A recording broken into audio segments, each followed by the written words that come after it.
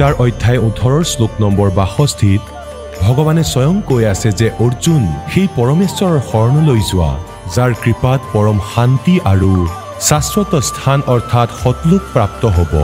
সেই পৰমেশ্বৰ কোন হয়, ক'ত আছে, কেনেকুৱা জানিবৰ কাৰণে নিশ্চয় শুনক জগতগুৰু তত্ত্বদৰ্শী সন্ত ৰামপাল দেৱ মহাৰাজৰ অমৃত বচন।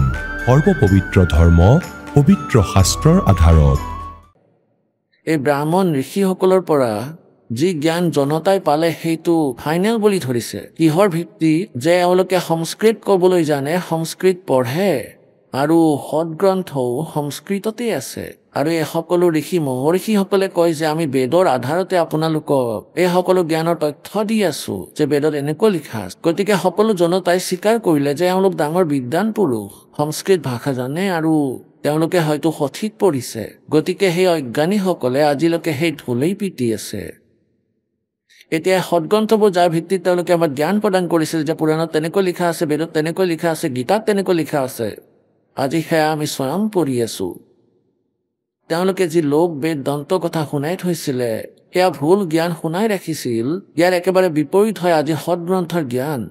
গতিকে গীতাৰ অধ্যায় নম্বৰ 44 শ্লোক নম্বৰ 23 আৰু 24 এই নিৰ্ণয় দিয়া আছে যে অৰ্জুন, শাস্ত্ৰবিধি ত্যাগ কৰি যিসকলে ইচ্ছাকৃত আচৰণ কৰে, ইচ্ছাকৃত পূজা কৰে, তেওঁলোকৰ না কোনো সুখ প্ৰাপ্তি হয়, না কোনো গতি হয়, না কোনো সিদ্ধি হয়।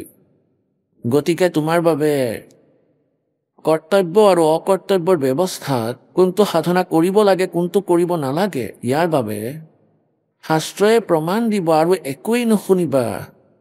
গতিকে পুণ্যাত্মাসকলে সদগ্ৰন্থবোৰতো দাসে এতিয়া 5-6 বৰ্ষৰ পৰা চাবলৈ আৰম্ভ কৰিছে, 7-8 বছৰৰ পৰা, আৰু প্ৰায় 15 বছৰ আগৰ পৰাই দাসে পৰমাত্মাৰ দ্বাৰা দিয়া এই সচিদানন্দ ঘন ব্ৰহ্মৰ বাণী, যিটো গীতাৰ অধ্যায় নম্বৰ 4 শ্লোক নম্বৰ 32 কৈছে যে সেই ব্ৰাহ্মণে মুখে সচিদানন্দ ঘন ব্ৰহ্মৰ মুখ কমলেৰে উচ্চাৰিত বাণীত সকলো বিস্তাৰিতভাৱে এই সাধনাবোৰৰ যথাৰ্থ জ্ঞানৰ বিষয়ে দিয়া আছে। গতিকে সেই সচিদানন্দ ঘন ব্ৰহ্ম অৰ্থাৎ কবিৰ বাণীৰ পৰা এই দাসে আগতেই জ্ঞান প্ৰাপ্ত কৰিছিলে। সেইটোৰ ভিত্তিতে 15 বছৰ আগতেই এই দাসে কৈ আহিছিলে। এতিয়া এই সদগ্ৰন্থৰ সহজ যুগ আপোনালোকক বুজাবলৈ আমাৰ বাবে এটা যথেষ্ট উপযোগী সিদ্ধ হৈছে। কাৰণ আপোনালোকে যি সদগ্ৰন্থক সঠিক বুলি মানি আহিছে তাতে দেখুওৱা হয় যে ইয়াত এনেকুৱা লিখা আছে আৰু আপোনালোকে সেয়া স্বীকাৰ কৰি ল'ব। আৰু এতিয়াও যদি নামানে তেন্তে পৰমাত্মাই কৈছে জানবুল সাচিত যে অৰকাৰে জুটতালে তাকি সংগতি প্ৰভু সপন ৰবিনাথি। ইয়াৰ আমাৰ প্ৰয়োজনে নাই। যি চকুৰে দেখিও বিৰোধিতা কৰি আছে যে এনেকুৱা নহয়, আমি নামানো, তেনেহ'লে সেয়া ভক্তিযোগ্য নহয়, কৰ্মহীন প্ৰাণী হয়। এতিয়া ব্ৰহ্মা, বিষ্ণু, মহেশ আৰু সৎযুগৰ ঋষিসকলৰ কোনো জ্ঞান নাছিলে, বেদ জ্ঞান নাছিলে। আৰু যদি বেদ জ্ঞানেই নাছিলে তেন্তে একো জ্ঞানেই নাছিল তেওঁলোকৰ। চতুৰ্বেদী, ত্ৰিবেদী, দ্বিবেদী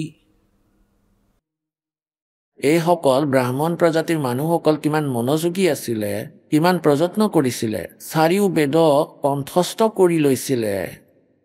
তেওঁলোকক চতুৰ্বেদী কোৱা হৈছিল, মৌখিক মুখস্থ কৰি লৈছিলে। আৰু 2খন বেদক কণ্ঠস্থ কৰিছিল যদি তেওঁলোকক কোৱা হয় দিব্যবেদী। আৰু 3খন বেদক কণ্ঠস্থ কৰাটো যাৰ ডিউটি আছিলে তেওঁলোকক ত্ৰিবেদী বুলি কোৱা হৈছিল।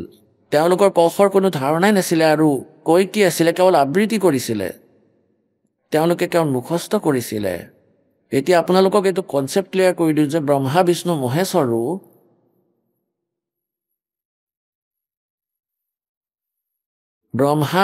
মহেশ্বৰো বেদ জ্ঞান নাছিলে। সৎযুগৰ ঋষি মহৰ্ষি ব্ৰাহ্মণ সকলো বেদ জ্ঞানহীন আছিলে। এতিয়া দেখুৱাওঁ শ্ৰীমদ দেৱী ভাগৱত, সচিত্ৰ মতাটাইপ, গীতা প্ৰেছ, গোৰখপুৰ। ইয়াৰ সম্পাদক কোন হয়? হনুমান প্ৰসাদ পৌদাৰ, শ্ৰীমান লাল গোস্বামী, এই 2জন হয় ইয়াৰ সম্পাদক। এয়া ক'ৰ পৰা ছপোৱা হৈছে, ক'ৰ পৰা প্ৰকাশিত হৈছে? গীতা প্ৰেছ, গোৰখপুৰৰ পৰা। ইয়াৰ 28ৰ পৰা আমি পঢ়িম। প্ৰথম স্কন্ধ 28 পৃষ্ঠা। নাৰদদেৱ আৰু ব্যাসদেৱৰ মাজত কথা বতৰা চলি আছিলে। ব্যাসদেৱে প্ৰশ্ন সোধাত নাৰদদেৱে ক'লে, মহাভাগ ব্যাসদেৱ, আপুনি এই বিষয়ে যিবোৰ সুধি আছে ঠিক সেই প্ৰশ্নই মোৰ দেউতাই ব্ৰহ্মাদেৱে ভগৱান শ্ৰী হৰিক কৰিছিলে, বিষ্ণুদেৱক কৰিছিলে। দেৱা আদিদেৱ, এতিয়া নাৰদদেৱে কি কৈছে, দেৱা আদিদেৱ ভগৱান জগতৰ স্বামী। বিষ্ণুদেৱক সকলো দেৱতাৰ দেৱতা বুলি মানি আছে ব্ৰহ্মাই, আৰু নাৰদ আৰু ব্যাসদেৱে জ্ঞান গ্ৰহণ কৰি আছিলে। আৰু কি কৈছিলে, লক্ষ্মী দেৱী তেওঁৰ সেৱাত উপস্থিত থাকে। 4টা হাত আছে, শংখ চক্ৰ গদা পদ্ম লৈ থাকে, পীতাম্বৰ ধাৰণ কৰিছিলে। শংখ চক্ৰ গদা পদ্ম লৈ থাকে, পীতাম্বৰ ধাৰণ কৰিছিলে, 4খন হাত আছিলে। বক্ষস্থলত শ্ৰী বৎসৰ চিন উজ্বলি থাকে।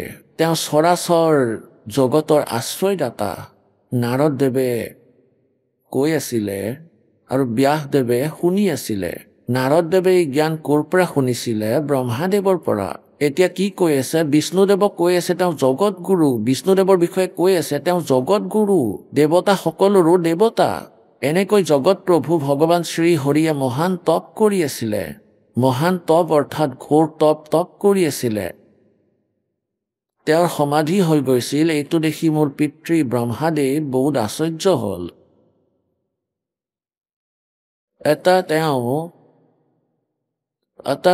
তেওঁৰ পৰা জনাৰ ইচ্ছা প্ৰকাশ কৰিলে। ব্ৰহ্মাদেৱে সুধিলে, প্ৰভু আপুনি দেৱতাসকলৰ অধ্যক্ষ, জগতৰ স্বামী, ভূত ভৱিষ্যত এবং বৰ্তমান সকলো জীৱৰ একমাত্ৰ শাসক। ব্ৰহ্মাদেৱে বিষ্ণুদেৱক সুপ্ৰিম পাৱাৰ বুলি কৈ আছিলে, সকলো দেৱতাৰ দেৱতা। তেনেহ'লে আপুনি আকৌ কিহৰ তপস্যা কৰি আছে, আৰু কোনজন ভগৱানৰ, কোনজন দেৱতাৰ আৰাধনাত ধ্যানমগ্ন হৈ আছে? মোৰ অসীম আশ্চৰ্য এইটো বিষয়ত হৈ আছে, আপুনি দেৱেশ্বৰ অৰ্থাৎ দেৱতাসকলৰো মালিক। আপুনি দেৱেশ্বৰ এবং গোটেই সংসাৰৰ শাসক। বিষ্ণুদেৱক কুলৰ মালিক বুলি কৈছে ব্ৰহ্মাই। হোৱাৰ পিছতো সমাধি লগাই বহি আছে। এতিয়া বিষ্ণুদেৱে কি উত্তৰ দিলে? ব্ৰহ্মাদেৱৰ বিনীত বচন শুনি ভগৱান শ্ৰী হৰিয়ে তেওঁক ক'বলৈ ধৰিলে, ব্ৰাহ্মণ সাৱধান হৈ শুনক, মই মোৰ মনৰ বিচাৰ ব্যক্ত কৰি আছো। দেৱতা দানৱ মানৱ সকলোৱে এইটো জানে যে তুমি সৃষ্টি কৰা, মই পালন কৰোঁ, আৰু শংকৰে সংহাৰ কৰে। তথাপিও বেদৰ পাৰগামী পুৰুষে নিজৰ যুক্তিৰে এইটো সিদ্ধ কৰে যে সৃষ্টি পালন আৰু সংহাৰ কৰাৰ এই যোগ্যতা যিবোৰ আমি পাইছো, ইয়াৰ অধিষ্ঠাত্ৰী শক্তি দেৱী হয়, অৰ্থাৎ দুৰ্গা।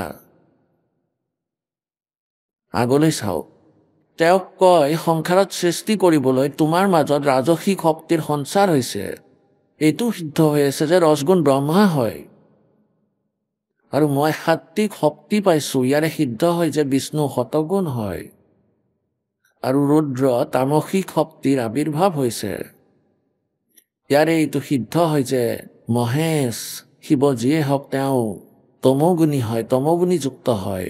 সেই শক্তিৰ অভাৱত তুমি এই আগলৈ চাওক, সুব্ৰত প্ৰত্যক্ষ আৰু পৰোক্ষ দুয়োটা উদাহৰণে মই তোমাৰ সন্মুখত থৈছো, শুনা। এইটো নিশ্চিত যে সেই শক্তিৰ অধীন হৈ মই প্ৰলয় কালত এই শেষ নাগৰ শয্যাত শুওঁ, আৰু সৃষ্টি কৰাৰ অৱসৰতে মই সজাগ হওঁ। মই সদায় তপ কৰাত ব্যস্ত হৈ থাকো, আৰু এই শক্তিৰ শাসনৰ পৰা কেতিয়াও মুক্ত হ'বলৈ নোৱাৰো। কেতিয়াবা যদি সময় পাওঁ তেন্তে লক্ষ্মীৰ লগত সুখপূৰ্বক সময় কটোৱাৰ সৌভাগ্য প্ৰাপ্ত হয়। মই কেতিয়াবা দানৱৰ লগতো যুদ্ধ কৰিবলগীয়া হয়। অখিল জগতক ভয় দেখুওৱা দৈত্যৰ প্ৰকাণ্ড শৰীৰক শান্ত কৰা মোৰ প্ৰধান কৰ্তব্য। এতিয়া ইয়াত ৰেকৰ্ড ভাঙি পেলালে বিষ্ণুদেৱে নিজৰ জ্ঞানৰ ভিত্তিত। মই সকলো ধৰণে শক্তিৰ অধীন হৈ থাকিবলগীয়া হয়। সেই ভগৱতী শক্তিৰ মই নিৰন্তৰ ধ্যান কৰোঁ। ব্ৰহ্মাদেৱ মোৰ স্পিৰিচুৱেল নলেজত আধ্যাত্মিক জ্ঞানত মই জনাত এই ভগৱতী শক্তিতকৈ অৰ্থাৎ দুৰ্গাতকৈ ডাঙৰ আন কোনো ভগৱান নাই। তেওঁৰ ওপৰত কোনো পৰমাত্মা নাই, তেওঁৰ ওপৰত কোনো দেৱতা নাই। পুণ্যাত্মাসকল, এইটোতো স্পষ্ট হ'ল। ভগৱান বিষ্ণুৱে স্বয়ং স্বীকাৰ কৰি আছে যে মই মহাদুখী। মই সদায় তপ কৰাত, ঘোৰ তপ কৰাত ব্যস্ত হৈ থাকোঁ। এই তপ কৰাৰ পিছত যেতিয়া বেটেৰী চাৰ্জ হৈ যায়, এই কালে নিজ ৰিমোটৰ সৈতে প্ৰেৰিত কৰে যে ৰাক্ষসবোৰৰ সৈতে যুদ্ধ কৰা, কয় যে তেওঁলোকক মৰাটো মোৰ কৰ্তব্যৰ মাজত পৰে। আৰু পুণ্যাত্মাসকল, এইটো বিধান আছে ব্ৰহ্মৰ, যেনেকৈ কৰ্ম কৰিবা তেনেকৈ ফল পাবা। এতিয়া প্ৰথমেতো তপ কৰাটো শাস্ত্ৰ বিৰুদ্ধ সাধনা। তাৰপিছত ইয়াত আকৌ সিদ্ধি শক্তি আহে, ইয়াৰ যোগেদি আকৌ ৰাক্ষসসকলক মৰোৱা হয়। সেয়া বেড একাউণ্টত লিখি দিলে যিমানেই হিংসা কৰিছে, তাৰপিছত তেওঁলোকে মৃত্যুৰ পিছত এই সকলোবোৰ ভুগিবলগীয়া হয়। अब परमात्मा कहते हैं साच कहूं तो जग ना माने, झूठ कही ना जाई हो। ब्रह्मा विष्णु ये शिव जी दुखिया, जिन ये रहा चलाई हो। এতিয়া 550 বছৰ আগতে পৰমাত্মাই এইটো কৈছিলে যে ব্ৰহ্মা বিষ্ণু মহেশো মহাদুখী। তাৰ বিৰোধিতা কৰিছিল সেই মূৰ্খ অজ্ঞানী ঋষি মহৰ্ষিসকলে, যে চোৱা ব্ৰহ্মাকো দুখী বুলি ক'লে, বিষ্ণুকো দুখী বুলি ক'লে, আৰু তেওঁ স্বয়ং ক'বলৈ ধৰিছে। ইতিহাস চাই লওক। বিষ্ণুদেৱৰ অৱতাৰক শ্ৰী ৰামচন্দ্ৰ বুলি মনা হয়। অযোধ্যাত ৰজা দশৰথৰ পুত্ৰ, সুখৰ এটা পলো ব্যতীত হোৱা নাই। গোটেই জীৱনটো চকু ফুৰাই চাই লওক। সৰু বয়সতে তেওঁৰ বিবাহ হৈ গ'ল। বিবাহ হোৱাৰ লগে লগে তেওঁৰ বনবাস হৈ গ'ল। বনবাসত সীতাক উঠাই লৈ গ'ল। 12 বছৰলৈকে বনবাস ভোগ কৰিলে।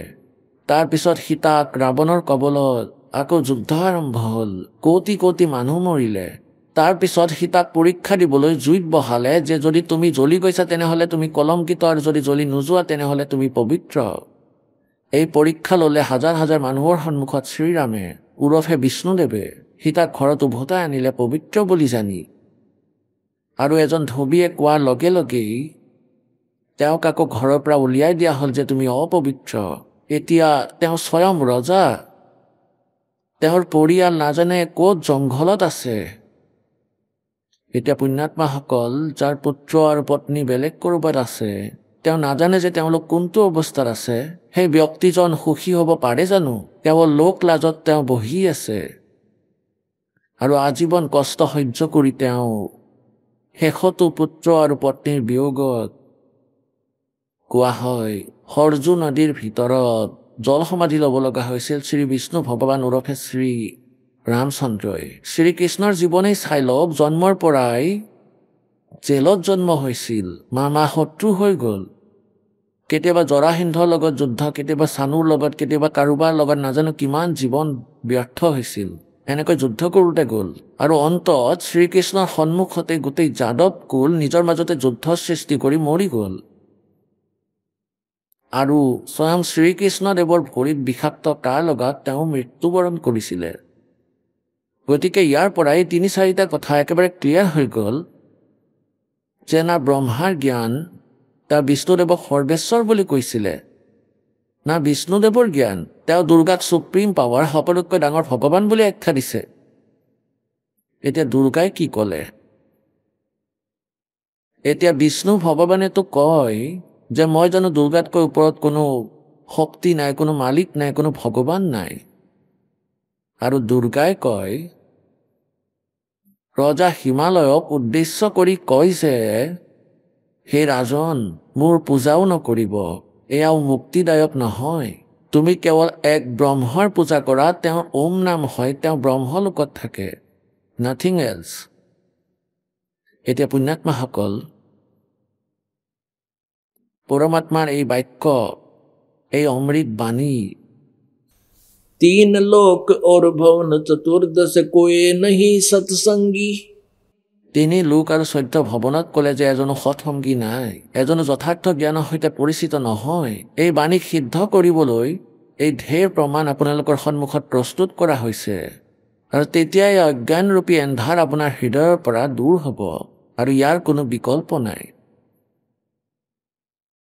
এতিয়া সহজ সৰল আত্মা যিসকলে এই নকল সন্তৰ দন্ত কথা শুনি আছে তেওঁলোকে কয় এওঁলোকৰ কোনো সন্ত হ'ল নেকি যিসকলে কিতাপ দেখুৱাই আছে সন্তসকলেতো ধাৰাবাহিক বচন কৰে এই ধাৰাবাহিকসকলক বিনাশ কৰি দিছে গোটেই বহাই দিছে আৰু এতিয়া অলপ দিনতেই চাই ল'ব যদি এই গ্ৰন্থৰ দাসৰ আৱশ্যকতা নাই আপোনালোকক দেখুৱাবলৈ তেন্তে মোৰনো কিহৰ প্ৰয়োজন আছে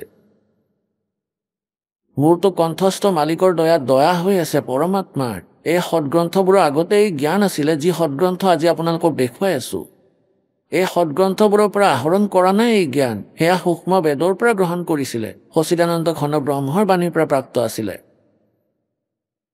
গতিকে আপোনালোকক এই সৎগ্ৰন্থ দেখুৱাবলগীয়া হৈছে যাতে আপোনালোকে এই দাসৰ বচনত বিশ্বাস কৰিব পাৰে যে যি কৈ আছো সেই গোটেইখিনিয়ে সত্য আৰু তেতিয়াহে আপোনালোকৰ হৃদয়ে পৰমাত্মাক অন্তৰেৰে অতুত শ্ৰদ্ধা কৰিবলৈ ধৰিব তেতিয়া আৰু কোনেও লৰচৰ কৰাব নোৱাৰে নহ'লেতো এই কালৰ দূতে আপোনালোকক ক'ৰবাত নহয় ক'ৰবাত বিভ্ৰান্ত কৰিবই যদি আপোনালোকৰ স্বয়ং জ্ঞান নহয় গতিকে এতিয়া দুৰ্গাই কি কয় এনেতো মই আপোনালোকক ভাৰ্বেলি কৈছো যে ইয়াত দুটা কথা আছে দুৰ্গাই হিমালয়ক ক'লে যে মোৰ পূজা এৰি দিয়া সেই ব্ৰহ্মৰ পূজা কৰা তেওঁৰ ওম নাম আছে এতিয়া এই গুণটো গোৱা হয় পূৰ্ণ পৰমাত্মাৰ কাৰণ বেদত এনেকৈ লিখা আছে সেই তৎব্ৰহ্মৰ বিষয়ে ক'লে আৰু সাধনাৰ বিষয়েও ক'লে ওম এই ব্ৰহ্মৰ গতিকে তেওঁ কৈ আছে এই ব্ৰহ্মৰ স্বৰূপ কোনটো সেয়া কওঁ তেওঁ এনেকুৱা তেনেকুৱা তাৰপিছত ক'লে যে তেওঁৰ ওম মন্ত্ৰ আছে আৰু ওম মন্ত্ৰ জপ কৰা আৰু আন সকলোবোৰ কথা এৰি দিয়া অৰ্থাৎ নিজৰ স্তৰকো ক'লে যে মোৰ পূজা নকৰিবা আৰু যাৰ দ্বাৰা তুমি সেই পৰমাত্মাক প্ৰাপ্ত কৰিবা তেওঁ ব্ৰহ্মলোকত থাকে এতিয়া গীতাৰ অধ্যায় নম্বৰ 8 শ্লোক নম্বৰ 16 ক'লে যে ব্ৰহ্মলোক পৰ্যন্তও সকলো জন্ম মৃত্যুৰ মাজতেই আছে পুনৰাবৃত্তিৰ ভিতৰত এতিয়া দাসে ইয়াক ভাৰ্বেলি ক'লে ইয়াক প্ৰমাণিত কৰিবলৈ ইয়াক দেখুৱাব লাগিব নহ'লে ভাৰ্বেলিক কোনেও নামানে আৰু ইয়াক দেখাৰ পাছত পুণ্যাত্মাসকল অৱশ্যেই মানিব এতিয়া চাব এই 7 নম্বৰ স্কন্ধ 562 পৃষ্ঠাত আৰু এই সংক্ষিপ্ত দেৱী ভাগৱত দেৱীৰ দ্বাৰা হিমালয়ক জ্ঞানোপদেশ আৰু ব্ৰহ্মস্বৰূপৰ বৰ্ণনা শ্ৰীদেৱীয়ে ক'বলৈ ধৰিলে পৰ্বতৰাজ এতিয়া আমি ইয়াৰ পৰা ল'ম সেই ব্ৰহ্মৰ স্বৰূপ কোনটো এইটো কোৱা হয় যি প্ৰকাশ স্বৰূপ সকলোৰে অত্যন্ত সমীপত স্থিত হৃদয়ৰূপ গুহাত স্থিত হোৱাৰ বাবে গুহাচৰ নামেৰে প্ৰসিদ্ধ মহান পদ অৰ্থাৎ পৰম প্ৰাপ্ত হয় তেওঁ সমস্ত প্ৰজাৰ জ্ঞানৰ ঊৰ্ধত কাৰোৰে বুদ্ধিত আহিবলগীয়া পাত্ৰ নহয় এইটো তুমি জানা যাৰ পৰম প্ৰকাশ ৰূপ আছে যিজন সূক্ষ্মতকৈও অত্যন্ত সূক্ষ্ম য'ত সম্পূৰ্ণ লোক আৰু সেই লোকত নিবাস কৰা প্ৰাণী স্থিত আছে তেওঁৱেই অক্ষৰ ব্ৰহ্ম হয় এতিয়া চাওক এই দুৰ্গাৰ কিমান জ্ঞান আছে ব্ৰহ্মক অক্ষৰ পুৰুষ বুলি কৈ আছে অক্ষৰ পুৰুষ কোৱা বা ব্ৰহ্ম কোৱা অক্ষৰ ব্ৰহ্ম আৰু তেওঁৱেই সকলোৰে প্ৰাণ তেওঁৱেই সকলোৰে বাণী আৰু তেওঁৱেই সকলোৰে মন তেওঁ পৰম সত্য আৰু অমৃত অবিনাশী তত্ত্ব হয় সৌম্য সেই প্ৰাপ্তিৰ যোগ্য লক্ষ্য তুমি প্ৰাপ্ত কৰা মন লগাই তাতে তন্ময় হৈ যোৱা সৌম্য উপনিষদত কথিত মহান অস্ত্ৰৰূপ হনু লৈ তাতে উপাসনাৰ দ্বাৰা তীক্ষ্ণ কৰা বাণৰ সন্ধান কৰা আৰু তাৰ পিছত ভাৱপূৰ্ণ চিত্তৰ দ্বাৰা সেই বাণক টানি সেই অক্ষৰৰূপ ব্ৰহ্মাকেই লক্ষ্য বনাই লক্ষ্য ভেদ কৰা অক্ষৰৰূপ ব্ৰহ্মকেই আৰু মন্ত্ৰ দিয়া আছে তাৰ পিছত ওম ধনুষ হয় প্ৰণৱ ওম ধনুষ হয় জীৱাত্মা বাণ হয় ব্ৰহ্মক ইয়াৰ লক্ষ্য বুলি কোৱা হয় অৰ্থাৎ জীৱাত্মা জীৱসকলে ওমৰহে জপ কৰে ব্ৰহ্মপ্ৰাপ্তিৰ উদ্দেশ্য থাকিব লাগে সেই একমাত্ৰ পৰমাত্মাক জানিব লাগে বাকী আন সকলোবোৰ এৰিব লাগিব অৰ্থাৎ কোনো সাধনা কৰিব নালাগে, মোৰো কৰিব নালাগে, সকলো এৰি দিয়া। ইয়াৰ দ্বাৰা এয়াই সিদ্ধ হয়, সেই একমাত্ৰ পৰমাত্মাৰ সাধনা কৰক, আন সকলো বেলেগ বস্তু এৰি দিয়ক। এয়াই একমাত্ৰ অমৃত ৰূপ পৰমাত্মাৰ ওচৰলৈ যোৱা দলং। সংসাৰ সমুদ্ৰ পাৰ হৈ অমৃত স্বৰূপ পৰমাত্মাক প্ৰাপ্ত কৰাৰ এয়াই একমাত্ৰ সুলভ সাধন হয়। এই পৰমাত্মাৰ এইটো চাওক, সেই হৃদয়তে বিবিধ ৰূপত প্ৰকট হ'বলগীয়া পৰব্ৰহ্ম সংচৰণ কৰে, অন্তৰ্যামী ৰূপত বৰ্তমান আছে। ইয়াক পৰব্ৰহ্ম বুলি কৈছে, ক'ৰবাত অক্ষৰ ব্ৰহ্ম বুলি কৈছে, তাৰপিছত আকৌ ব্ৰহ্মৰ সাধনাৰ কথা কৈছে। এয়া চাওক, ওম ওম ওমৰ নাম জপ কৰক আৰু ব্ৰহ্মক পোৱা উদ্দেশ্য স্থিৰ কৰক। এতিয়া আছে কাৰোবাৰ জ্ঞান, দুৰ্গাই ক'ৰবাত অক্ষৰ ব্ৰহ্ম কৈ আছে, ক'ৰবাত ব্ৰহ্ম কৈ আছে আৰু ক'ৰবাত পৰব্ৰহ্ম বুলি লিখিছে, আৰু ক'ৰবাত পৰব্ৰহ্ম বুলি কৈছে যে পৰব্ৰহ্ম সকলোৰে হৃদয়ত বহি আছে। এই আত্মাক ওমৰ জপৰ লগত ধ্যান কৰক। ইয়াৰ দ্বাৰা অজ্ঞানময় এন্ধাৰৰ পৰা সদায় দূৰত থকা সংসাৰ সমুদ্ৰৰ সেই পাৰত যিজন ব্ৰহ্ম আছে তেওঁক লাভ কৰিব পাৰিবা। ইয়াত পৰব্ৰহ্ম, ইয়াত অক্ষৰ ব্ৰহ্ম, আৰু ইয়াত আকৌ ব্ৰহ্মক পাই যাবা। ওম নাম জপ কৰি থাকক। পুণ্যাত্মাসকল, এতিয়া আপোনালোকে নিজে নিজে গম পাই যাব কোন কিমান পানী হয়। আৰু এইটো কি কৈছে, এয়া 561 পৃষ্ঠাত, সেই সকলোৰে আত্মা ব্ৰহ্ম, ব্ৰহ্ম লোক ৰূপ দিব্য আকাশত স্থিত হৈ আছে। কৈছে তেওঁ ব্ৰহ্মলোকত থাকে। পুণ্যাত্মাসকল, এই ব্ৰহ্ম ব্ৰহ্মা বিষ্ণু মহেশ্বৰৰ পিতৃ হয়, আৰু তেওঁৱেই কাল হয়, কালৰূপী ব্ৰহ্মও তেওঁৱেই হয়। এতিয়া ইয়াত কনচেপ্ট আৰু অলপ ক্লিয়াৰ কৰিব লাগিব। এই শিৱ পুৰাণত দেখাওঁ, আৰু ব্ৰহ্মা বিষ্ণু আৰু শিৱ এওঁলোক কালৰ পুত্ৰ হয়। চাব শিৱ পুৰাণ, গীতা প্ৰেছ, গোৰখপুৰৰ পৰা প্ৰকাশিত।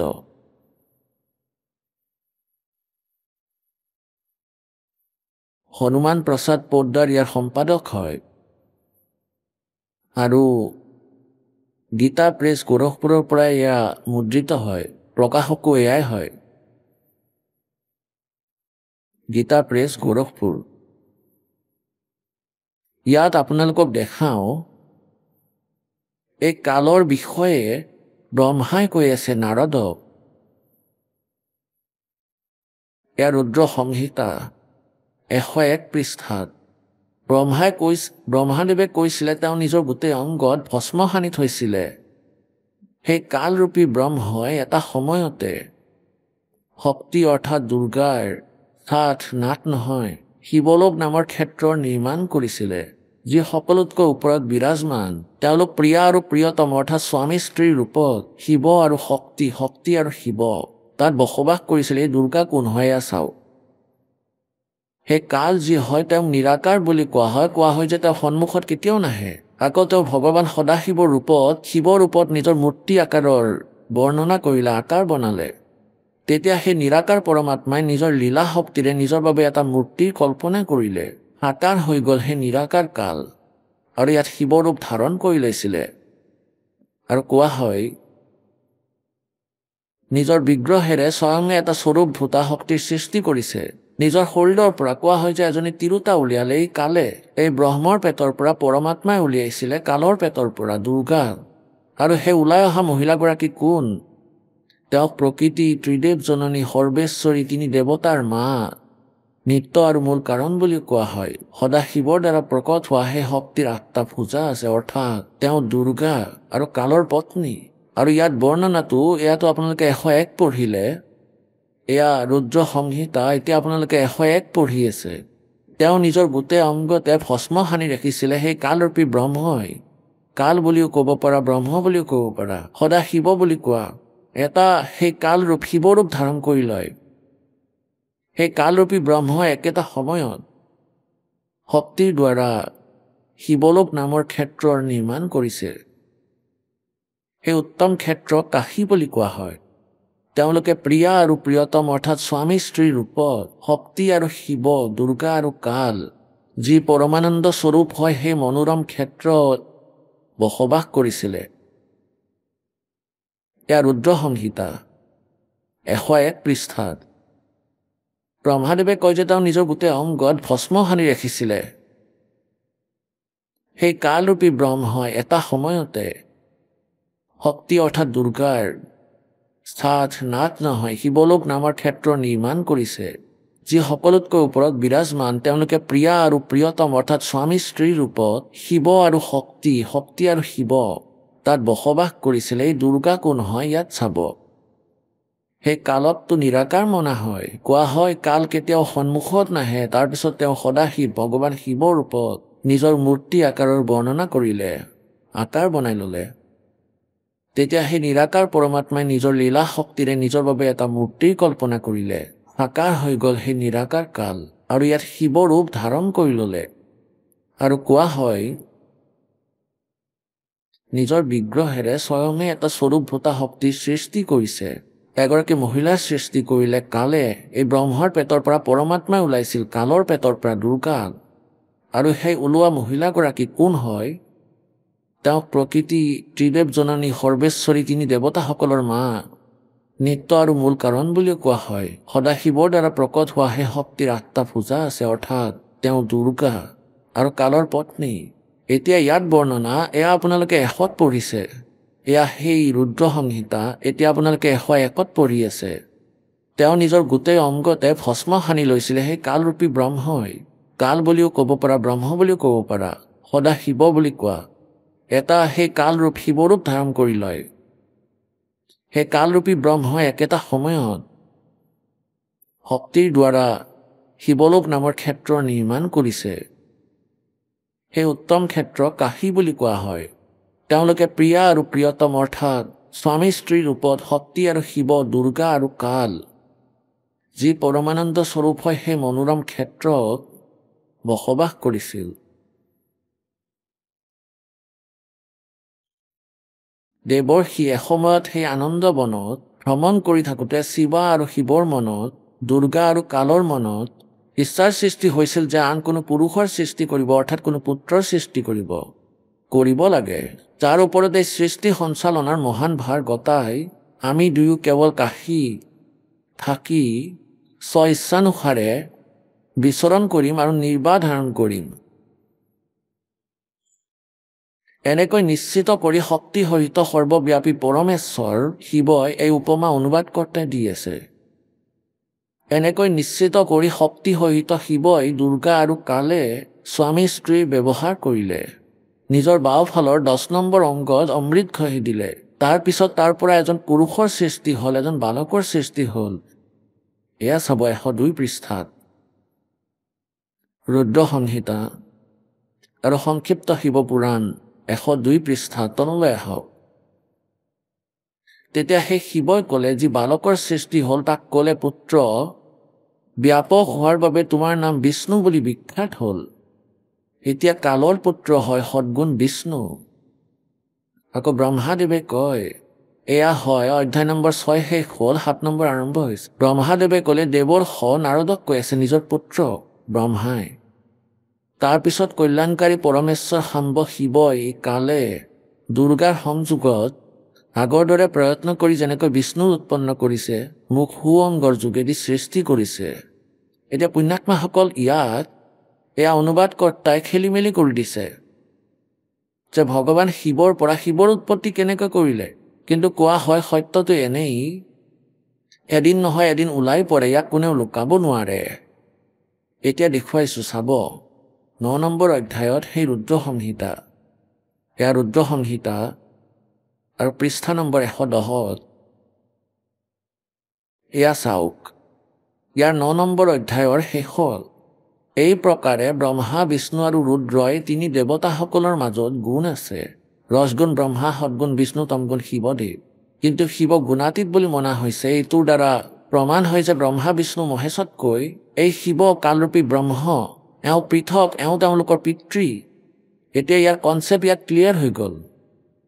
বিদ্ধেশ্বৰ সংহিতা আৰু সংক্ষিপ্ত শিৱপুৰাণ পৃষ্ঠা নম্বৰ 24, 25 আৰু 26 ব্ৰহ্মা বিষ্ণু মহেশ্বৰৰ এবাৰ যুদ্ধৰ সৃষ্টি হৈ গ'ল। তেতিয়া কালৰূপী তেখেতসকলৰ পিতৃয়ে তেওঁলোকৰ মাজত এটা লিংগ অৰ্থাৎ স্তম্ভ, ইয়াক লিংগ বুলিও কোৱা হয়। এইটো সেই লিংগ হয় যাক পূজা কৰা হয়, আৰু যিসকলে নিৰৰ্থক কথা কয় তেওঁলোকে কয় এইটো লিংগ নহয়। এই ব্ৰহ্মা বিষ্ণু মহেশ্বৰৰ মাজত এটা স্তম্ভ থিয় কৰাই দিলে, তেজময়, যাৰ দ্বাৰা তেওঁলোকৰ যুদ্ধৰ অন্ত পৰিল। তাৰপিছত এই কাল শিৱৰ ৰূপত প্ৰকট হ'ল। তাৰপিছত এই দুয়োজনৰ লগত বাৰ্তা কৰে।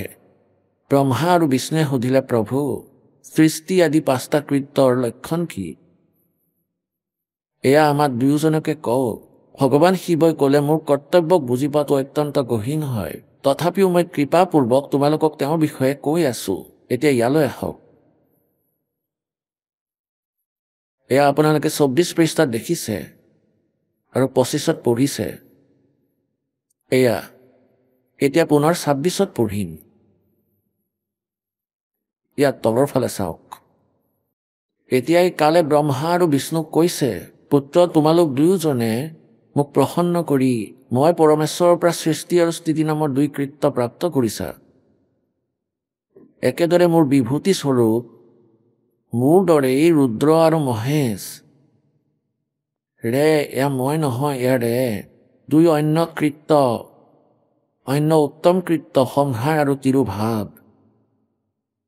ঠিক একেদৰে মোৰ বিভূতি স্বৰূপ ৰুদ্ৰ আৰু মহেশ্বৰে 2 অন্য উত্তম কৃত্য, সংহাৰ আৰু তিৰুভাৱ মোৰ পৰা প্ৰাপ্ত কৰিছে। এতিয়া স্পষ্ট হৈ গ'ল যে ব্ৰহ্মা বিষ্ণু সুকীয়া, ৰুদ্ৰ আৰু মহেশ্বৰ সুকীয়া। এওঁ মহেশ, এওঁ কালৰ পুত্ৰ, তমগুণী, আৰু এই কালেই 11জন ৰুদ্ৰ উৎপত্তি কৰিছে। 11-10 ৰুদ্ৰ হ'লে 10জন ৰুদ্ৰৰ মুৰব্বী, আৰু ইয়াৰ ওপৰতো এওঁই কণ্ট্ৰলাৰ, কালৰ পুত্ৰ।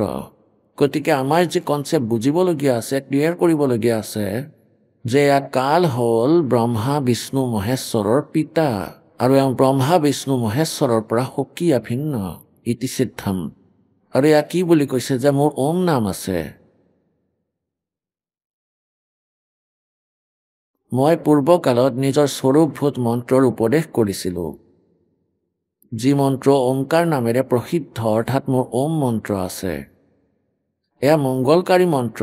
পোনপ্ৰথমে মোৰ মুখৰ পৰা ওমকাৰ, ওম উচ্চাৰণ হৈছিল, যি মন্ত্ৰই মোৰ স্বৰূপ প্ৰকাশ কৰে। ওমকাৰ বাচক আৰু মই বাচ্য। এই মন্ত্ৰ মোৰেই স্বৰূপ। প্ৰতিদিনাই ওমকাৰৰ নিৰন্তন স্মৰণ কৰিলে সদায় মোৰেই স্মৰণ কৰা হয়।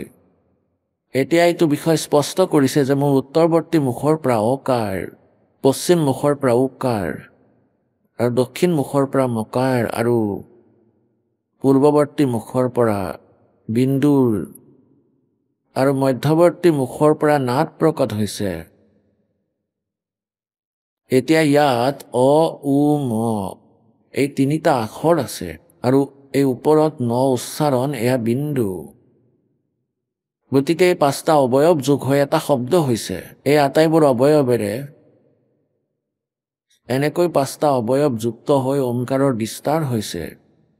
এই সকলো অৱয়ৱেৰে একীভূত হৈ এই প্ৰণৱ ওম নামক এটা অক্ষৰ সৃষ্টি হৈছে।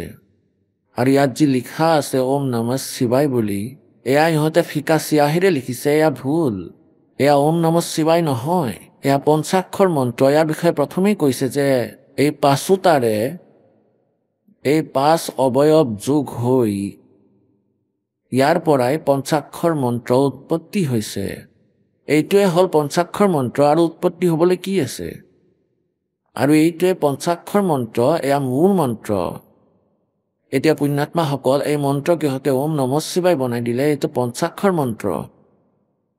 অকাৰ, মকাৰ, উকাৰ এই বিষয়ে প্ৰথমেই ক'লো। এতিয়ালৈকে আমি হিন্দী অনুবাদ পঢ়ি আছিলোঁ, ওম নমঃ শিৱায় গাই আছিলোঁ, এয়া মূল সংস্কৃতত নাই। এতিয়া আমি ইয়াৰ পৰা এই কথাষাৰ ল'ম যে ব্ৰহ্মা বিষ্ণু মহেশ্বৰৰ পিতাই ব্ৰহ্ম, আৰু ওম হ'ল তেওঁৰ মন্ত্ৰ, এওঁ কাল। এতিয়া গীতাত আহোঁ। শ্ৰীমদ ভাগৱত গীতাৰ অধ্যায় নম্বৰ 8 শ্লোক নম্বৰ 13ত এয়া গীতাৰ জ্ঞান প্ৰদান কৰি আছে শ্ৰীকৃষ্ণৰ ভিতৰত প্ৰৱেশ কৰি বিষ্ণুৰ ভিতৰত। আৰু এওঁ কৈ আছে যে মোৰ কেৱল এটা ওম মন্ত্ৰ আছে, ওম ইতি একাক্ষৰম, অধ্যায় 8 13 নম্বৰ শ্লোকত। ओम इति एकाक्षरम ब्रह्म व्यवहारण माम अनुस्मरण ये पर्याति तदन्देहम सयाति परमाम गतिम। মোৰ ব্ৰহ্মৰ এক ওম অক্ষৰ আছে, ইয়াৰ উচ্চাৰণ কৰি কৰি যিয়ে শৰীৰ এৰি যায়, এই মন্ত্ৰ স্মৰণ কৰি শৰীৰ এৰি যায় আৰু ইয়াক উচ্চাৰণ কৰি স্মৰণ কৰিব লাগে, তেতিয়া মোৰ পৰা অৰ্থাৎ ওমৰ পৰা পোৱা লাভ প্ৰাপ্ত হয়। তেওঁ কলৈ যায়? ব্ৰহ্মলোকত। আৰু 8 নম্বৰ অধ্যায়ৰ 16 নম্বৰ শ্লোকৰ গীতাত কোৱা হৈছে যে ব্ৰহ্মলোকৰ অন্তৰ্গত সকলো প্ৰাণীও পুনৰাবৃত্তিত আছে, অৰ্থাৎ জন্ম মৃত্যু হয়। গীতাৰ জ্ঞানদাতাই কৈছে 4ৰ্থ অধ্যায়ৰ 5 নম্বৰ শ্লোকত আৰু 9 নম্বৰত, অৰ্জুন তোমাৰ আৰু মোৰ বহুত জন্ম হৈছে, তুমি নাজানা কিন্তু মই জানো, মোৰ জন্ম আৰু কৰ্ম দিব্য। 2য় অধ্যায়ৰ গীতাৰ 12 নম্বৰ মন্ত্ৰত স্পষ্ট কৰিছে যে অৰ্জুন তুমি আৰু মই আগতেও জন্মিছিলো, আগলৈও জন্মি থাকিম। এয়া নাভাবিবা যে আমি কেৱল বৰ্তমানতে আছো। ইয়াৰ পৰা সিদ্ধ হৈ গল যে গীতাৰ জ্ঞানদাতাই ব্ৰহ্মও নাশবান। তেওঁ কি বুলি কৈছে যে যদি তুমি পূৰ্ণ মুক্তি বিচাৰা, গীতাৰ অধ্যায় নম্বৰ 15 শ্লোক নম্বৰ 1 পৰা 4লৈকে স্পষ্ট কৰিছে যে তত্ত্বদৰ্শী সন্ত সেইজন হ'ব যিয়ে এই ওলোটাকৈ ওলমি থকা সংসাৰৰূপী বৃক্ষৰ বিষয়ে ভালদৰে জানে, আটাইবোৰ বিষয়ে জানে, বেদ। তাৰ পিছত সেই পৰমেশ্বৰৰ পৰম পদক বিচাৰিব লাগে, য'ত যোৱাৰ পিছত পুনৰাই কেতিয়াও সংসাৰলৈ উভতি নাহে, অৰ্থাৎ তেওঁ পূৰ্ণ মুক্তি প্ৰাপ্ত কৰে। আৰু যিজন পৰমেশ্বৰে সমগ্ৰ ব্ৰহ্মাণ্ড ৰচনা কৰিছে, ময়ো তেওঁৰেই শৰণত আছো, তেওঁৰে সাধনা কৰিব লাগে। নিজৰ সাধনাকো ত্যাগ কৰি আছে। ব্ৰহ্মই কৈছে মোৰো সাধনা নকৰিবা, কেৱল সেইজনৰ সাধনা কৰা। সেয়েহে হে অৰ্জুন 18 নম্বৰ অধ্যায়ৰ 62 নম্বৰ শ্লোকত কৈছে যে তুমি সৰ্বভাৱেৰে সেই পৰমেশ্বৰৰ শৰণলৈ যোৱা, তেওঁৰ কৃপাৰে তুমি পৰম শান্তি আৰু সনাতন পৰম ধাম প্ৰাপ্ত কৰিবা। এতিয়া পুণ্যাত্মাসকল, পৰমাত্মাৰ এই বাক্য, এই অমৃত বচন 3 लोक और भवन चतुर्दश कोए नहीं सत्संगी। কোনো সত্যৰ সৈতে পৰিচিত নহয়, বেদ জ্ঞানৰ সৈতেও পৰিচিত নহয়। এতিয়া সত্য যুগৰ ব্ৰাহ্মণৰ কিমান জ্ঞান আছিলে তেওঁ আৰু কয়, এনেতো বুদ্ধিমানৰ বাবেতো সংকেতেই যথেষ্ট। যিহেতু ব্ৰহ্মাৰ জ্ঞান নাই, তেওঁ বিষ্ণুক সৰ্বেশ্বৰ বুলি কয়। বিষ্ণুৰো জ্ঞান নাই, গতিকে দুৰ্গাক সৰ্বেশ্বৰ বুলি কৈছে। দুৰ্গাৰো জ্ঞান নাই, গতিকে ব্ৰহ্মক সৰ্বেশ্বৰ বুলি কৈছে। আৰু ব্ৰহ্মাই কৈছে যে সেই পৰমেশ্বৰটো আন কোনোবাহে তেওঁৰ সাধনা কৰা। তেওঁৰ বিষয়ে ব্ৰহ্মৰ জ্ঞান নাই। তেওঁ 4ৰ্থ অধ্যায়ৰ 36 নম্বৰ শ্লোকত গীতাত কৈছে যে সেই জ্ঞান, যি 4ৰ্থ অধ্যায়ৰ 32 নম্বৰ শ্লোকত গীতাত সচিদানন্দ ঘন ব্ৰহ্মৰ বাণী, যি যথাৰ্থ জ্ঞান আছে, সেই তত্ত্বজ্ঞান, আপুনি সেই তত্ত্বজ্ঞান বুজিবলৈ সেই তত্ত্বদৰ্শী সন্তৰ ওচৰলৈ যাওক। তেওঁ ক'ব ইয়াৰ পৰা প্ৰমাণিত যে ব্ৰহ্মৰো কমপ্লিট নলেজ নাই, তেওঁ আধ্যাত্মিক জ্ঞানৰ সৈতে সম্পূৰ্ণ পৰিচিত নহয়। গতিকে ইমানখিনি ইংগিতেই যথেষ্ট পুণ্যাত্মাসকলৰ বাবে। তথাপিও সত্য যুগৰ ব্ৰাহ্মণ, এই ব্যাসদেৱ আৰু বশিষ্ঠদেৱ আৰু বিশ্বামিত্ৰই, মাৰ্কণ্ডেয়, ভাৰদ্বাজ, এওঁলোক সকলো আহিব। এওঁলোকৰ জ্ঞানস্তৰ একেটাই, কাৰণ এওঁলোকে ব্ৰহ্মাৰ পৰা জ্ঞান প্ৰাপ্ত কৰিছে। চাওক শ্ৰীমদ দেৱী ভাগৱত, সেই দুৰ্গা পুৰাণ, গীতা প্ৰেছ, গোৰখপুৰৰ পৰা প্ৰকাশিত। সম্পাদক হনুমান প্ৰসাদ পোদ্দাৰ, শ্ৰীমনলাল গোস্বামী। প্ৰকাশক এবং মুদ্ৰক হ'ল গীতা প্ৰেছ, গোৰখপুৰৰ পৰা প্ৰকাশিত হৈছে এইখন। ইয়াৰ 414 পৃষ্ঠাত আপোনালোকক দেখুৱাইছো। এয়া চাওক, ষষ্ঠ স্কন্ধ 414 পৃষ্ঠা। জন্মে জয়ে সুধিছে, মহাভাগ কোন যুগত ধৰ্মৰ স্বৰূপ কেনেকুৱা? এই সম্পূৰ্ণ বিষয়টো বিশেষভাৱে কোৱাৰ কৃপা কৰক। তেতিয়া ব্যাসদেৱে ক'বলৈ ধৰিলে, জ্ঞান ৰাজন, এয়া নিশ্চিত যে সত্য যুগৰ ব্ৰাহ্মণসকল বেদৰ পূৰ্ণ বিদ্বান আছিল। চাব, বেদৰ পূৰ্ণ বিদ্বানসকলৰ অমৃত বচন, তেওঁলোকৰ দ্বাৰা নিৰন্তৰ ভগৱতী জগদম্বা অৰ্থাৎ দুৰ্গাৰ আৰাধনা হয়। ভগৱতী দৰ্শন কৰিবলৈ তেওঁলোকৰ মন সদায় ব্যাকুল হৈ থাকে। প্ৰত্যেক গাঁৱতে শক্তি মন্দিৰ নিৰ্মাণ হওক। এই বিষয়ে তেওঁলোকৰ মনত প্ৰচুৰ উৎসুকতা আছিল। আহি গ'ল অন্ত, সত্যযুগৰ ব্ৰাহ্মণৰ অন্ত আহি গ'ল। তেওঁলোকে দুৰ্গাৰ ভক্তি কৰিছিল, তেওঁৰে দৰ্শন কৰিব বিচাৰিছিল। আৰু বেদৰ ক'তো দুৰ্গাৰ উপাসনাৰ কথা উল্লেখ নাই, না গীতাত ক'ৰবাত ইয়াৰ বৰ্ণনা আছে। গতিকে এওঁলোকে শাস্ত্ৰবিধি ত্যাগ কৰি মনৰ মতে আচৰণ কৰিছিলে। আৰু এওঁলোকৰ বেদৰ জ্ঞান নাছিলে। বেদৰ জ্ঞান থাকিলে এওঁলোকে এনেকুৱা ব্যৰ্থ প্ৰযত্ন কৰিলেহেঁতেন নে? দুৰ্গাৰ পূজা কৰিলেহেঁতেন নে? দুৰ্গাই কৈ ওম জপ কৰা, সেই ব্ৰহ্মৰ সাধনা কৰা, আন সকলো এৰি দিয়া। এতিয়া এয়া চাওক, ধৰ্মৰ এই স্থিতি ত্ৰেতাতো আছিলে, কিন্তু কিছু হ্ৰাস পাইছিল। সত্যযুগত যেনেকুৱা স্থিতি আছিল সেয়া দ্বাপৰত বিশেষভাৱে কমি গৈছিল।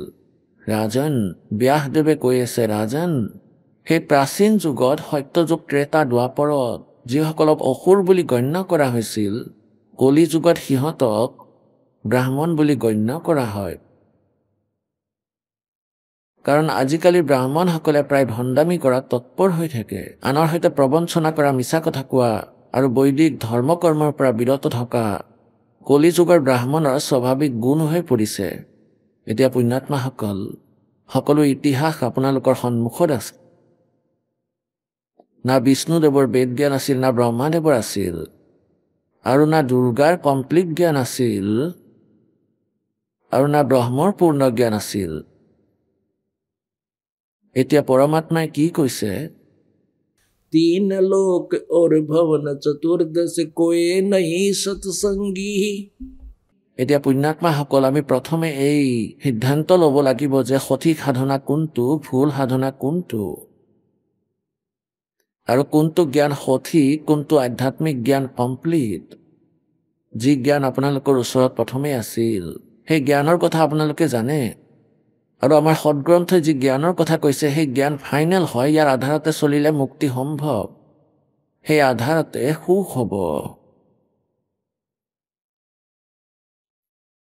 এতিয়া পুণ্যাত্মাসকল, যোৱাকালিও আপোনালোকক কৈছিলোঁ যে পৰমেশ্বৰক পোৱা, মুক্তি প্ৰাপ্ত কৰা কোনো কঠিন কাম নহয়। এয়া আটাইতকৈ সহজ কাম, এয়া আটাইতকৈ ইজি জব।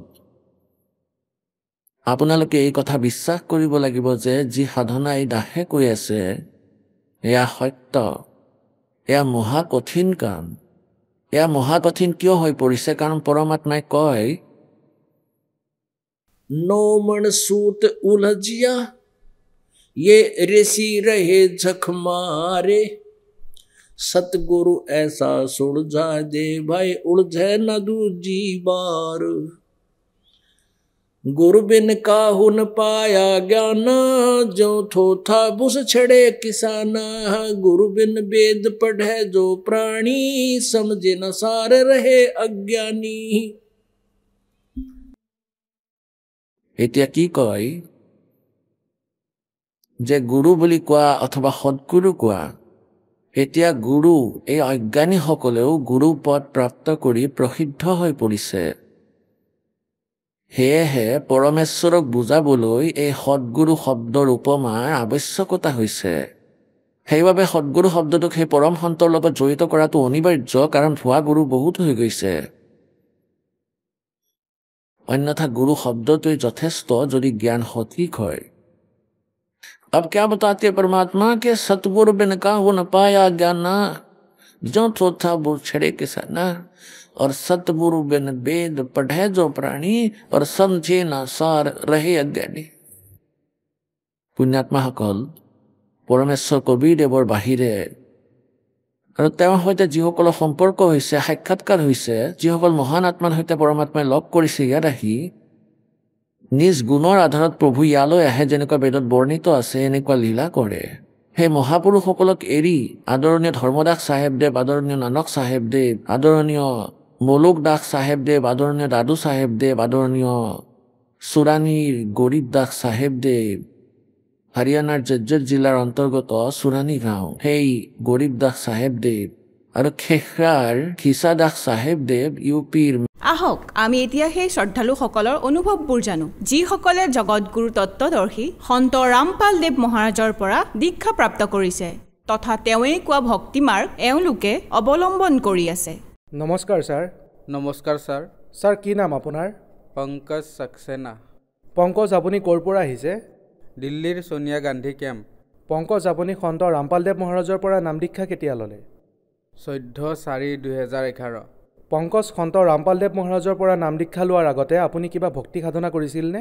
হয়, কৰিছিলোঁ। বাবা হৰদেৱ সিং মহাৰাজৰ সাধনা কৰিছিলোঁ। নিৰংকাৰী হয় তেওঁ। তেওঁৰ লগত প্ৰায় 8 বছৰ জড়িত হৈ আছিলোঁ। তাত মই বহুত বেছি ভক্তি কৰি থাকিলোঁ, কিন্তু মই লাভ পোৱা নাছিলোঁ। সেৱাদাৰো হৈ গৈছিলোঁ, কিন্তু মোৰ শাৰীৰিক সমস্যা কিছুমান আছিল, যেনে কঁকালৰ বিষ, মোৰ সেয়া ভাল হোৱা নাছিল। মই তাত এই সেৱা কৰিছিলোঁ যে আমাক এযোৰ কাপোৰ দিয়া হৈছিলে পুলিচৰ দৰে। সেয়া পিন্ধি মই তাত সকলো ভক্তৰ সেৱা কৰিছিলোঁ। পেণ্ডেলবোৰ ইফাল সিফাল কৰা আৰু মেটসমূহ পাৰা আৰু কিবা কিবি কাম, এইবোৰ সেৱাই মই তাত কৰিছিলোঁ। ভাণ্ডাৰাবোৰত যেনে ধৰক লংগৰ লাগিছে, এই ধৰণৰ সেৱাই কৰিছিলোঁ তাত। তাৰপিছত মই আশুতোষ নামৰ এজন মহাৰাজ আছে, তেওঁৰ পৰা মই নাম দীক্ষা উপদেশ ল'লোঁ, লাভ পাম বুলি ভাবি। তেওঁ ক'লে যে বিনা নিত বজায় নিশ্চিন্ত বাজে ঘণ্টা শংখ নগাৰীৰে। তেওঁ ক'লে যে পৰমাত্মাক তোমাৰ নিজৰ শৰীৰৰ ভিতৰতেই দেখা পাবা। মই ক'লোঁ যে ঠিক আছে ভাই, দেখাই দিয়ক। তেওঁ এনেকৈ মোক কাণ বন্ধ কৰিব ক'লে আৰু ক'লে যে তুমি এতিয়া ইয়াৰ ভিতৰত শুনা পাবা।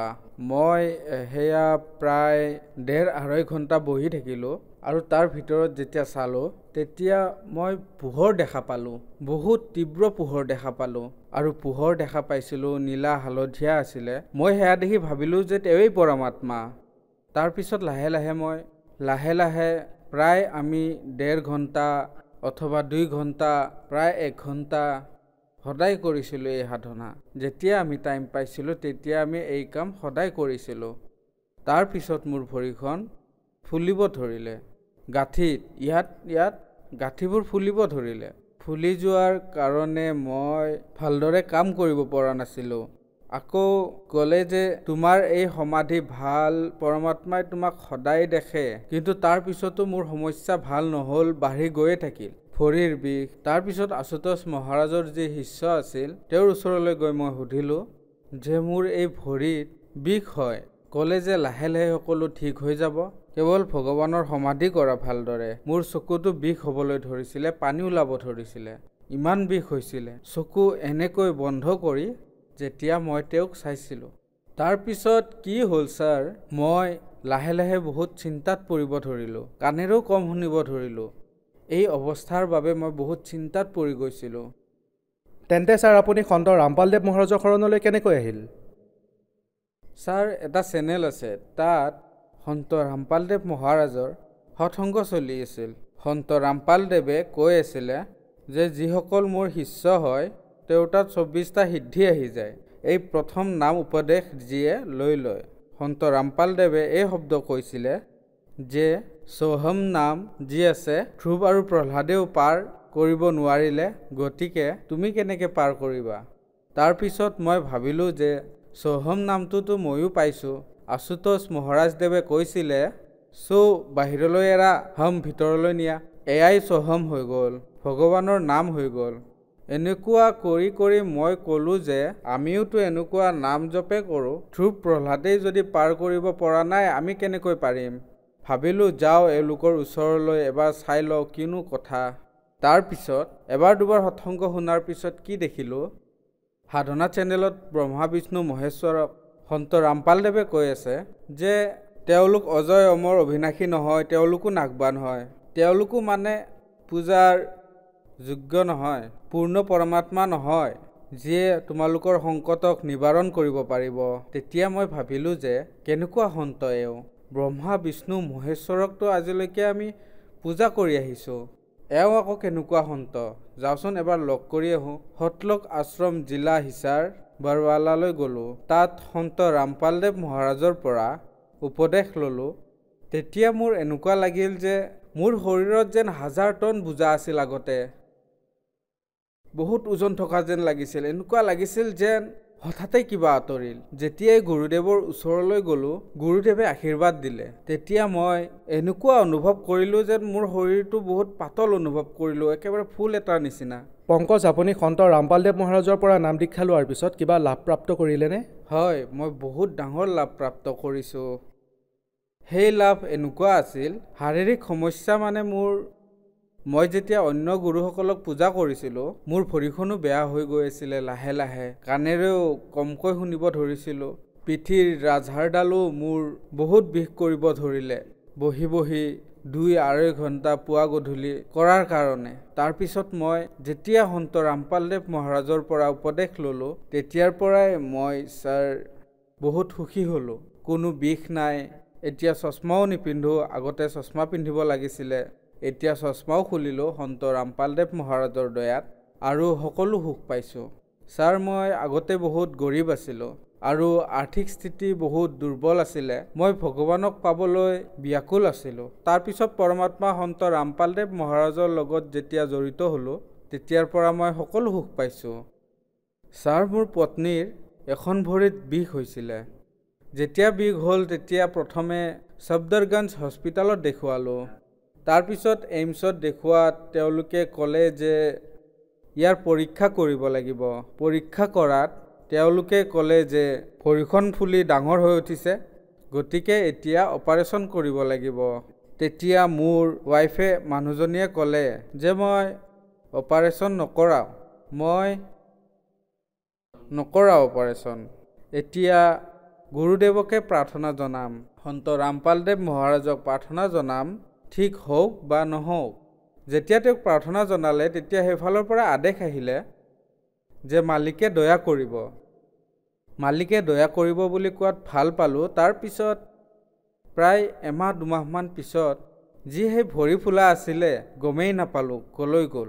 এতিয়া তাই একেবাৰে সুস্থ, সুৰক্ষিত, বিনা অপাৰেশ্যনেৰে সন্ত ৰামপালদেৱ মহাৰাজৰ দয়াত ঠিক হৈ গ'ল। পংকজ, আপুনি কৈছে যে আপুনি নিৰংকাৰী পন্থত 8 বছৰলৈকে আছিলে, তাত সেৱাদাৰ হৈও আছিলে। তাৰপিছত আপুনি আশুতোষ মহাৰাজৰ ওচৰলৈ গ'ল, তাত 5 বছৰ আছিলে আৰু ইমানেই মেডিটেশ্যন কৰিলে যে শৰীৰো অসুস্থ হ'ল। আপুনি ভগৱানক পাব বিচাৰিছিলে, কিয় পাব বিচাৰিছিলে? ভগৱানক মই সেইবাবে পাব বিচাৰিছিলোঁ, মই সৰু থাকোঁতে আমাৰ গাঁৱত শ্ৰীকৃষ্ণ লীলা পাতিছিলে। যেতিয়া চাইছিলোঁ তাত কৃষ্ণৰ গুৰুদেৱ দুৰ্ভাষা ঋষি হৈছিলে, তেতিয়া ভাবিছিলোঁ এওঁ ভগৱানেনে? কৃষ্ণ যদি ভগৱানেই, তেওঁ যদি গুৰু বনাবলগীয়া হৈছে, তেন্তে আমি কিয় হ'ব নালাগিব? আমিতো একেবাৰে সাধাৰণহে। প্ৰথমে আমিহে গুৰু বনাব লাগে। তেতিয়া মোৰ গুৰু বনোৱাৰ বহুত বেছি ইচ্ছা মোৰ মনৰ ভিতৰত উৎপন্ন হ'ল। তেতিয়া মই গাঁৱতেই নিৰংকাৰী গুৰুদেৱক পালোঁ। তাৰপিছত তেওঁক গুৰু বনালোঁ। তাৰপিছত আশুতোষক গুৰুদেৱ বনালোঁ। তাৰপিছত যেতিয়া মই পূৰ্ণ পৰমাত্মা সন্ত ৰামপালদেৱ মহাৰাজক দেখিলোঁ, জানিলোঁ, তেতিয়াহে মই সন্তুষ্টি পালোঁ। গতিকে মই এতিয়া আন কাকোকে গুৰু বনাব নিবিচাৰোঁ। পংকজ, আপুনি কৈছে যে আপোনালোকৰ গাঁৱত কৃষ্ণলীলা হৈছিলে, তাত আপুনি কৃষ্ণক দেখিলে আৰু গুৰু দুৰ্ভাষাকো দেখিলে। তাৰ পৰা আপুনি প্ৰেৰণা পালে যে ভগৱানৰে গুৰুগুণৰ আৱশ্যকতা আছে, গতিকে আমিও গুৰু বনাব লাগে। তাৰ পৰাই আপোনাৰ ভগৱানক পোৱাৰ ইচ্ছা প্ৰকট হ'ল। তেন্তে কি সন্ত ৰামপালদেৱ মহাৰাজৰ শৰণলৈ অহাৰ পিছত ভগৱানক পালেনে? হয় ছাৰ, মই ভগৱানক পালোঁ। ছাৰ, এনেকুৱা ভগৱানক পালোঁ যে এওঁ পূৰ্ণ পৰমাত্মা। এয়া শাস্ত্ৰ অনুসাৰে কৰা ভক্তি হয়। এই শাস্ত্ৰবিধি আমাৰ যি গুৰুদেৱ আছে, যি পূৰ্ণ পৰমাত্মা আছে, তেওঁ পঢ়ি পঢ়ি শুনায়। পূৰ্ণ গুৰু যি হয়, তেওঁ শাস্ত্ৰৰ জ্ঞান দিয়ে। যিজন নিৰংকাৰী আছিলে, তেওঁ নিজৰ মনৰ মতেহে নাম দিছিলে, যিটো শাস্ত্ৰত ক'তোৱে প্ৰমাণ নাই। আৰু যিজন আশুতোষ আছিল, তেওঁ কি কাম কৰিলে? এটা শব্দক 2টা ভাগত ভাগ কৰি দিলে। বাহিৰলৈ এৰা, হাম ভিতৰলৈ নিয়া। এয়া কোনো মন্ত্ৰ নহয়, এয়াতো কবিৰ সাগৰৰ পৰা চুৰ কৰা মন্ত্ৰহে। সতনামটো কিবা বেলেগ হয়, এয়া কেৱল সন্ত ৰামপালদেৱ মহাৰাজেহে ক'ব পাৰিব তাৰ বিষয়ে, আৰু এই পৃথিৱীৰ আন কোনেও ক'ব নোৱাৰে। পংকজ, আপুনি নিৰংকাৰী পন্থত 8 বছৰলৈকে আছিলে। আশুতোষ মহাৰাজৰ লগত আপুনি 5 বছৰ ভক্তি সাধনা কৰিলে। প্ৰায় 13 বছৰ ধৰি আপুনি গুৰুৰ শৰণত আছিলে। তাৰপিছত আপুনি এই সকলোবোৰ বাদ দি সন্ত ৰামপালদেৱ মহাৰাজৰ শৰণলৈ আহিল। সমাজত এটা ধাৰণা এইটোও আছে যে গুৰু সলনি কৰিব নালাগে। তথাপিও আপুনি গুৰু সলনি কৰিলে আপোনাৰ হিচাপত আপুনি ঠিকে কৰিলেনে হয় ছাৰ মই মোৰ হিচাপত ঠিকেই কৰিছোঁ শাস্ত্ৰত প্ৰমাণ আছে যেতিয়ালৈকে সত্য গুৰু নোপোৱা তেতিয়ালৈকে 10-20-50টা গুৰু বনাব পাৰা মানে সঁচা গুৰু যেতিয়ালৈকে নোপোৱা তেতিয়ালৈকে গুৰু চেঞ্জ কৰি থাকা তাত একো পাপ নালাগে এতিয়া আমি আন গুৰুক গুৰু বনোৱাৰ প্ৰয়োজন নাই পূৰ্ণ পৰমাত্মা সন্ত ৰামপালদেৱ মহাৰাজে মোৰ গুৰু হয় ছাৰ আপুনি কৈছে যে এতিয়া সঁচা গুৰু পাইছে তেন্তে কি আগতে আপুনি যি ভক্তি সাধনা কৰিছিলে যেনে আশুতোষ মহাৰাজ অথবা নিৰংকাৰী পন্থ আছে বাবা হৰদেৱ সিং আছে এওঁলোক কি সঁচা গুৰু নাছিল এওঁলোক মিছলীয়া গুৰু আপুনি কেনেকৈ ক'ব পাৰে যে এওঁলোক মিছলীয়া গুৰু মই এইকাৰণে ক'ব পাৰোঁ কাৰণ এওঁলোকে শাস্ত্ৰ বিধি অনুসৰি সাধনা নিদিয়ে এওঁলোকে বেলেগ শাস্ত্ৰৰ কথা কয় যেনে এখন চাইকেলৰ চকা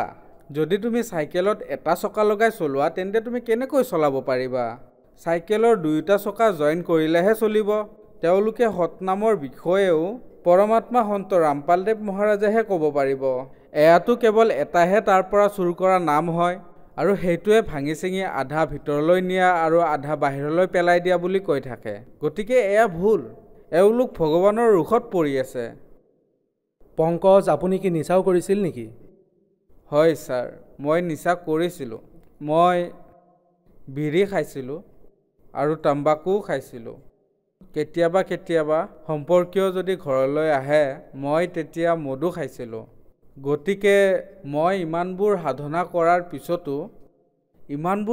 পিছতো এৰিব পৰা নাছিলোঁ মই কেইবাবাৰো শপত খাইছিলোঁ গুৰু নিৰংকাৰীৰ মই কৈছিলোঁ যে মোৰ এই তাম্বাকু খোৱা অভ্যাসটো এৰাই দিয়ক মই এৰিব পৰা নাছিলোঁ মনে মনে হ'লেও খাইছিলোঁ নিৰংকাৰী বাবাজনে দিয়া মন্ত্ৰটোৰ জপো কৰিছিলোঁ মই তথাপিও এৰিব পৰা নাছিলোঁ নিৰংকাৰীত কৈছিলে যে তুহি নিৰংকাৰ মে তেৰি সেনা মেনু বক্সলো এয়া শাস্ত্ৰৰ ভিতৰত ক'তো প্ৰমাণ নাই এই যি মন্ত্ৰ আমাক দিয়া হৈছিলে যে তুহি নিৰংকাৰ মে তেৰি সেনা মেনু বক্সলো এয়াতো ছাৰ এক প্ৰকাৰে ভগৱানৰ এয়া কয় যে আৰাধনা ছাৰ আপুনি কৈছে যে আপুনি নিৰংকাৰী পন্থত আছিল আৰু নিচা এৰিব বিচাৰিছিল কিন্তু এৰিব পৰা নাছিল তেন্তে কি নিৰংকাৰী পন্থত নিচা কৰাটো এলাও আছিল নেকি হয় এলাও আছিল তাত মাংস খোৱাও এলাও আছিল কোৱা হয় খান পান সিফ তন কে খাতিৰ ৰুহ সে কোই সম্বন্ধ নেহি তাত মাংসও খাব পাৰে আৰু নিচাও কৰিব পাৰে তাত কৰিব নোৱাৰে য'ত সৎসংগ চলি থাকে পিছত সকলো কৰিব পাৰে তেতিয়া মই এয়া ভাবিলোঁ যে এওঁলোকে নিচাও কৰে আৰু বেলেগ জন্তুৰ মাংসও খায় তো এওঁলোকে কেনেকৈ ভগৱানক প্ৰাপ্ত কৰিব পাৰিব সেইবাবে মই এৰি দিলোঁ তেন্তে কি সন্ত ৰামপালদেৱ মহাৰাজৰ শৰণলৈ অহাৰ পিছত আপুনি নিচা কৰিব এৰিলেনে হয় ছাৰ সন্ত ৰামপালদেৱ মহাৰাজৰ পৰা যেতিয়াই উপদেশ ল'লোঁ উপদেশ দিয়াৰ পিছত মোক ক'লে যে এইবোৰ তুমি কৰিব নোৱাৰা তেতিয়া মই ভাবিলোঁ যে ভাই মই ইমান দিনে চেষ্টা কৰিও এয়া এৰাব পৰা নাছিলোঁ আৰু এবাৰ চেষ্টা কৰি চাওঁ তেতিয়া ভগতদেৱে ক'লে যে চেষ্টা কৰিবা নাখাবা মই ক'লোঁ ঠিক আছে সন্ত ৰামপালদেৱ মহাৰাজৰ পৰা উপদেশ লৈ অহাৰ পিছত যেতিয়া মোৰ খোৱাৰ বাবে ইচ্ছা গৈছিলে তেতিয়া মই প্ৰথম মন্ত্ৰ মাতিবলৈ আৰম্ভ কৰি দিওঁ আৰু যেতিয়া আৰম্ভ কৰোঁ তেতিয়া সেই নিচা মোৰ ওচৰলৈ নাহিছিল এতিয়া যদি কোনোবাই বিড়ি চিগাৰেট তাম্বাকু খাই মোৰ ওচৰলৈ আহে মই বহুত বেয়া গোন্ধ পাওঁ আগতেতো ভাল পাইছিলোঁ কিন্তু এতিয়া বহুত বেয়া গোন্ধ পাওঁ ছাৰ এতিয়া মই এনেকৈ মোৰ নিচাৰ অভ্যাস এৰিব পাৰিলোঁ ধন্যবাদ ছাৰ ধন্যবাদ